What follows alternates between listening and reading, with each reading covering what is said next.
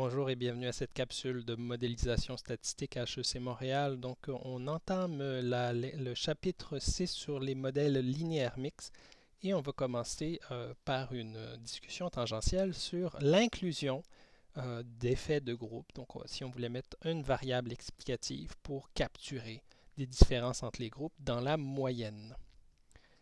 Donc, jusqu'à maintenant, ce qu'on a fait, on a regardé un peu comment est-ce qu'on pourrait modéliser, donc si on disait il y a de la dépendance entre les observations d'un même groupe, comment est-ce qu'on pourrait prendre en compte cette dépendance-là. Donc c'était au niveau de la covariance, mais on pourrait aussi dire, ben moi j'aimerais, je pense qu'il y a des différences de moyenne entre groupes. OK, ça correspondrait, si vous avez une variable catégorielle pour le groupe, ça correspondrait à dire ben, chacun, par exemple, une ordonnée à l'origine qui est différente. Donc, comment est-ce qu'on fait pour avoir un effet groupe? Ben, vous allez mettre une variable indicatrice pour chacun des groupes. Donc, il va y avoir m-1 variable binaire euh, qui vont être ajoutées au modèle. OK? Donc, votre modèle, un modèle dans lequel il n'y a aucune autre variable explicative ressemblerait à ça. Donc, tout simplement, l'ordonnée à l'origine commune qui correspond à l'ordonnée à l'origine de la catégorie de référence, bêta 0. Et puis pour chaque groupe, vous auriez un effet groupe. Donc vous auriez cette somme-là, il y a toujours un seul des termes qui est non nul. Donc si vous êtes dans le groupe I, ça va être le terme bêta I. Et donc l'ordonnée à l'origine, si vous voulez, qui est spécifique au groupe I, c'est bêta 0 plus bêta I. Okay? En termes de paramétrisation, ici, bêta I, c'est un contraste par rapport à la catégorie de référence. Donc, on a les données vengeance, on a 80 individus, donc on pourrait dire on va avoir un changement, donc le désir de vengeance varie d'un individu à l'autre. Donc, je pourrais ajuster un effet pour ce désir de vengeance-là. Par contre, il faut que vous réalisiez que vous avez seulement 5 observations par personne. Donc, l'effet groupe, ça va être une espèce de moyenne. Okay? Donc, il y a d'autres effets, ça ne sera pas exactement la moyenne des intentions, mais de vengeance, mais ça reste que vous avez 5 observations pour estimer une moyenne. Okay? Donc là, pour le moment, on ne va pas prendre en compte la corrélation intra-groupe, intra-individu, pour garder les choses un peu plus simples. Donc le code SAS, qu'est-ce que je fais? Ben, tout simplement, là j'utilise la procédure mix, mais je vais tout simplement mettre la variable catégorielle identifiant, ID, dans le modèle pour la moyenne. Okay? Donc les mêmes variables explicatives qu'auparavant. Chaque personne va avoir sa propre ordonnée à l'origine. Et ici, comme je ne l'ai pas spécifié, ID 80, c'est la catégorie de référence. Donc, on peut regarder ensemble la sortie. Donc, vous allez voir la catégorie. Donc, ID 80, vous avez 6,74. Donc, rappelez-vous, ça allait de 2 à 7. Donc, évidemment, c'est 74, c'est près du plafond. Et ici, comme on a le même nombre d'observations par personne, quand vous regardez les erreurs types des autres contrastes, c'est toujours 0,3152. Donc ça, c'est un effet. Ça découle du fait que vous avez le même nombre d'observations. Donc vous voyez la personne 1 par rapport à la 80, elle a un effet qui est moins 1,64, en moyenne plus petite que les autres, pour WOM, VC, âge et sexe égal à 0. Donc ça ne veut pas dire grand-chose, mais vous pouvez penser que la pente ajustée, okay, donc la pente, elle va être différente selon l'individu. Bon, donc on a, voilà, ça, les paramètres ID, etc. Donc on arrive à 80, 80, notre catégorie de référence, donc on a 0. Et, oups, qu'est-ce qu'on voit? Donc, sexe, âge, VC, WOM, il n'y a pas aucun paramètre qui a été estimé. Donc, vous voyez, erreur type, etc. C'est des valeurs manquantes et le paramètre a été fixé à 0.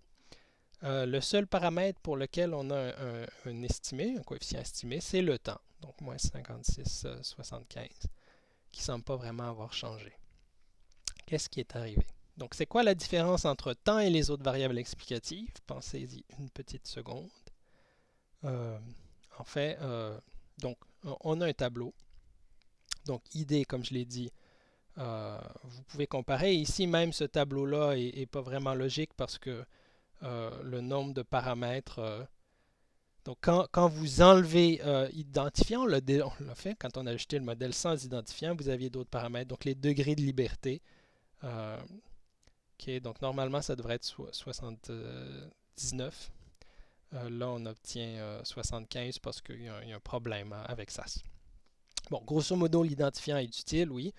le temps est aussi significatif, mais ce qui arrive ici, c'est que les covariables sexe, âge, plainte vindictive et bouche à oreille négatif, ce sont des variables qui étaient fixes au sein de chaque individu.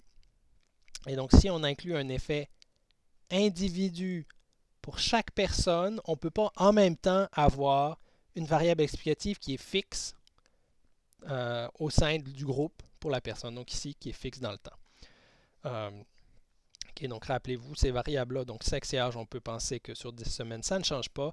Plainte vindicative et bouche à oreille négatif n'ont été mesurés que sur le premier questionnaire.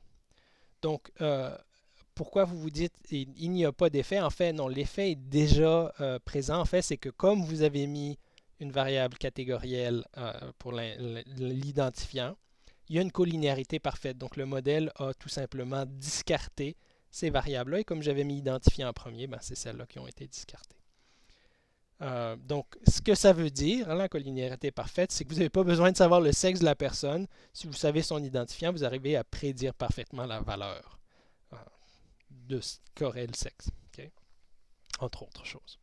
Donc, premier constat, première trouvaille, c'est que si vous voulez mettre un identifiant de groupe et des variables explicatives fixes, ben, ça ne marchera pas. Vous pouvez avoir un ou l'autre.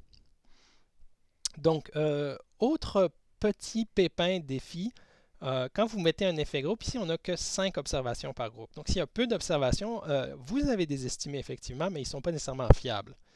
Donc si vous avez un nombre de groupes ici 80, qui est grand par rapport au nombre d'observations dans chaque groupe 5, vous avez trop de paramètres. Okay? Vous n'essayez pas d'estimer. Donc pour certains paramètres dans les modèles linéaires généralisés, c'est correct d'avoir beaucoup de paramètres, mais généralement, c'est parce qu'en fait, c'est des paramètres qui ne nous intéressent pas. Donc là, voilà, pas idéal. Donc on va voir comment est-ce qu'on peut rectifier le tir. Donc, chose qu'on pourrait faire, là, on avait toutes ces variables superflues. Je pourrais aussi dire, ben voilà, je vais inclure un effet groupe. Donc ici, je mets identifiant comme variable explicative. J'ai mon modèle AR1 du chapitre précédent, on avait vu que c'était le meilleur modèle de covariance. Okay. Et on peut faire un test pour vérifier. Donc, les paramètres sont sensiblement les mêmes que dans l'autre modèle. Et ici, donc ça peut arriver quand vous mettez un identifiant de groupe que la structure de covariance devienne redondante ou ne soit pas nécessaire. Donc, ça pourrait changer. Ici, ça ne semble pas être le cas. Si vous vouliez comparer, je l'ai dit dans la dernière vidéo, si vous voulez comparer des modèles qui n'ont pas les mêmes variables explicatives, vous devez utiliser la méthode maximum de vraisemblance. Okay? Donc dans ProcMix, vous mettez méthode égale ML. Donc ici, on a une comparaison entre deux modèles. Dans les deux, il y a une structure de corrélation de type AR1, autorégressif d'ordre 1. Et vous voyez, donc j'ai ajusté le modèle par maximum de vraisemblance. Et là, vous pouvez voir le paramètre les paramètres, donc le ρ du paramètre du modèle AR1 et les valeurs de AIC, BIC. Donc vous voyez, donc là j'ai fait les tests de rapport de vraisemblance pour savoir si ρ était significatif. Et donc dans le modèle qui a la variable indicatrice, il ne semble pas qu'il y ait besoin d'avoir une corrélation entre observations intra-individus. Okay, donc ce paramètre-là est pas significativement différent de 0. Il est même négatif, ce qui est un peu contre-intuitif. Le modèle avec AIC choisit toujours des modèles plus compliqués que le BIC, plus complexes, plus de paramètres. Et ici, AIC semble indiquer que le modèle avec identifiant est meilleur que l'autre. Et le BIC, vous avez une différence de presque 200 unités. Donc, dans ce cas-là, le BIC préfère le modèle plus simple, sans effet de groupe. Donc, clairement, ce n'est pas la route à suivre de mettre un effet groupe. Donc, on veut quand même avoir cet effet groupe-là, mais mettre un ensemble de variables binaires dans notre matrice de modèle pour inclure cet effet groupe-là avec comme variable explicative, ça ne semble pas être la route à suivre. Donc, on va voir dans les prochaines capsules comment est-ce qu'on peut corriger ça. Donc ici, Bon, c'est sûr que si vous aviez simplement, on verra la solution plus tard, donc euh, c'est ça. Il y a moyen d'incorporer les deux. Euh, Si vous aviez vraiment eu que ça sous la main, vous auriez choisi est-ce que les effets des variables vous intéressent. Si oui, vous n'avez pas le choix, vous les prenez. Prenez le modèle qui les inclut. Les deux modèles donnaient grosso modo la même conclusion pour l'effet du temps. Donc les paramètres étaient semblables, ou à peu près la significativité était à peu près la même. Donc ça ne changeait pas la conclusion sur la décroissance du désir de vengeance au fil du temps. Mais sachez aussi que si vous essayez d'estimer un effet fixe et des paramètres de covariance, vous risquez de voir dans SAS. Donc, vous allez avoir des problèmes d'optimisation, l'algorithme ne va pas converger, etc. Donc, je vous le dis, ce n'est pas la solution. Restez en ligne et dans quelques vidéos, vous aurez la réponse à tous vos problèmes pour l'effet groupe.